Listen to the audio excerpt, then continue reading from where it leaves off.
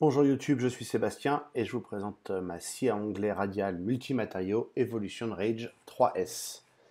C'est la seule que j'ai trouvée quand j'ai voulu acheter une scie à onglet qui coupe à la fois les métaux et le bois officiellement affiché sur la boîte. Je suis sûr que plein d'autres peuvent le faire. Celle-ci sans vente. Donc j'ai choisi celle-là. Elle est orange, c'est très visible. Et j'en suis extrêmement content depuis que je l'ai. J'ai déjà utilisé, là c'est la fin de la deuxième lame, il faut que je la change. Mais j'ai fait avec une rôtisserie automobile, j'ai coupé des barres pour faire un portail que vous pouvez voir en vidéo sur cette chaîne, et une bonne partie de la porte de grange que je fais aussi sur cette chaîne. C'est euh, c'est un outil qui est fiable, peut-être pas la plus grande précision qu'on puisse espérer, mais ça reste quand même très acceptable. Le mouvement des bras est fluide, ce qui permet de couper de façon assez efficace et sur une certaine longueur malgré tout, même si ça reste un modèle pour amateurs, on ne coupera pas des planches de 60 cm de large avec. Comme vous pouvez le voir, on peut verrouiller le bras dans sa longueur, ce qui l'empêche de bouger ensuite, avec la molette qui se trouve sur le dessus. Il y a aussi un réglage de hauteur de coupe qui se fait avec cette petite molette en la vissant et avec un contre-écrou, ce qui nous permet de limiter pour ne pas couper entièrement, mais par exemple pour faire des encoches, pour emboîter des planches les unes dans les autres. C'est moins utile pour l'acier, je vous l'accorde. Il suffit de visser. Alors c'est pas un système rapide, mais c'est un système qui marche et qui maintient une hauteur fiable.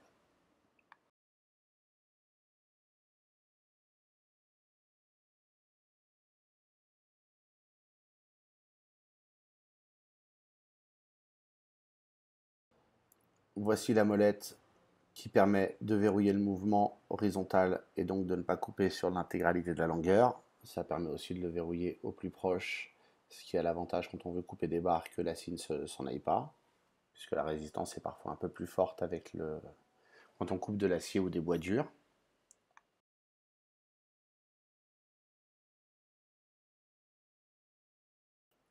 A l'inverse, il y a ce loquet qui permet de verrouiller l'acier en place. Vous allez le voir. Le fil est parfois un petit peu récalcitrant, mais si on emboîte ce loquet, la scie reste entièrement baissée et on coupe maintenant à plat. Ça peut aussi avoir ses utilités.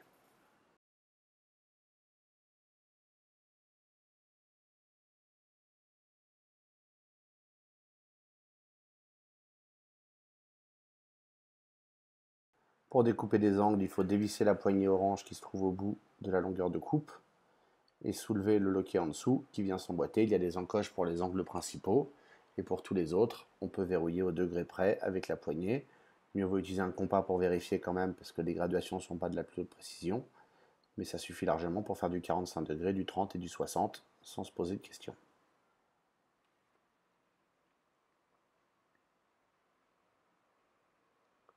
Bien, vous allez pouvoir le voir, le loquet se verrouille fermement en place, ça bloque réellement le mouvement, il n'y a pas de jeu.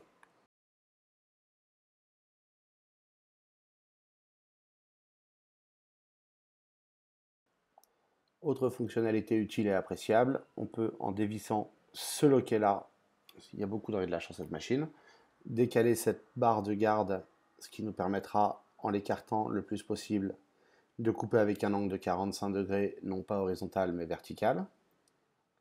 Ce que je vais vous montrer tout de suite. On déverrouille à l'arrière de la machine ici. Il y a un petit guide là qui donne des angles, mais qui n'est pas extrêmement lisible. Et on peut donc pencher ensuite la machine et la reverrouiller en place avec le même verrou. Et d'un coup, on peut couper à 45 degrés. Ça ne se fait que dans ce sens-là, pas dans l'autre. Comme vous pouvez le voir, le guide de coupe en bas orange n'a un biseau que d'un côté.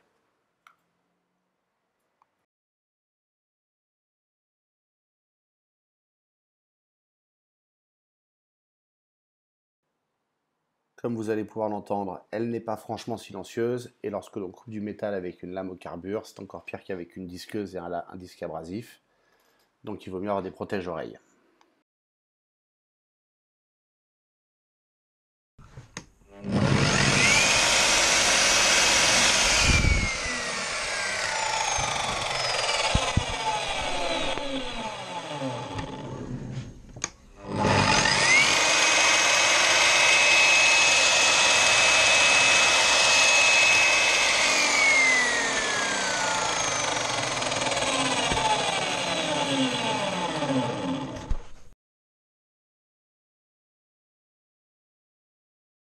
d'un côté à l'autre. Le vertical aussi peut passer d'un côté à l'autre.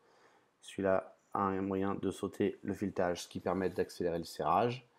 Même s'il n'est pas des plus rigides, il permet de maintenir une tige plaquée contre la garde de la scie.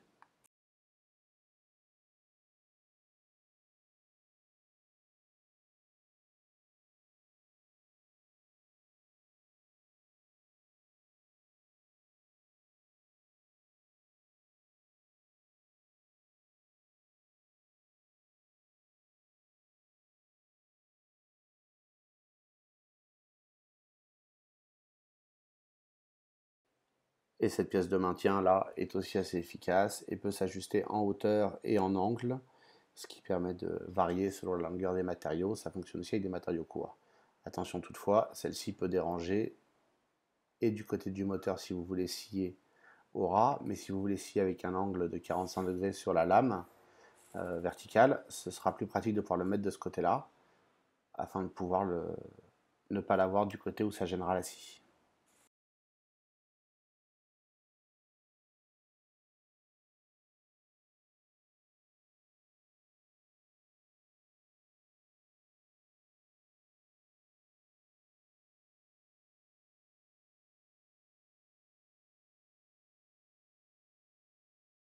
La machine est également livrée avec ces deux supports qui s'emboîtent mieux que je ne vous le montre puisqu'il y a un moyen de les visser en place.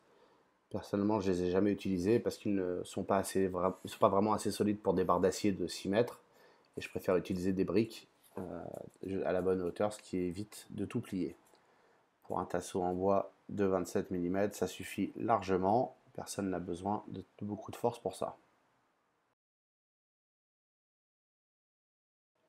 Une fois le morceau maintenu en place, je vous laisse apprécier les capacités de sciage et le bruit qu'elle fait quand on coupe du bois. N'oubliez pas que cette lame est fatiguée, une lame neuve ou en meilleur état sera et plus efficace et un peu plus silencieuse.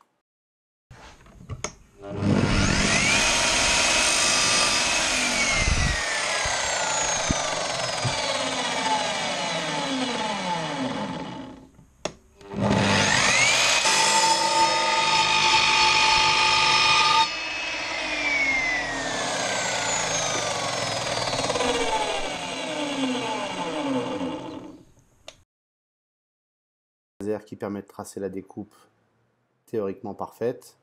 La limitation est que la lame se vrille facilement avec de l'acier et que la lentille du laser se bouffe complètement avec les copeaux d'acier.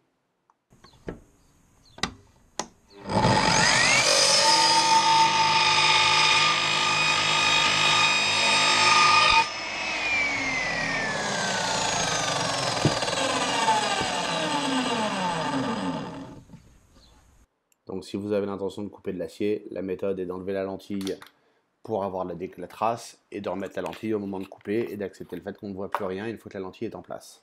Il faudrait pouvoir trouver des lentilles de remplacement, mais jusque là, j'ai pas trouvé. Et maintenant une petite découpe à 45 degrés pour compléter cette démonstration.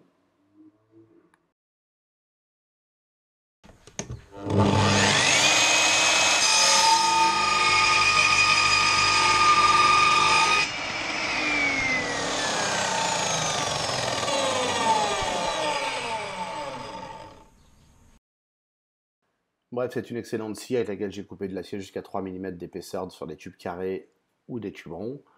Je la recommande. Les disques de remplacement se trouvent en grande surface de bricolage à peu près partout en France. C'est celle qu'elle enseigne au vert et sur internet assez facilement aussi. C'est un disque 210 mm et la durée de vie est plutôt acceptable.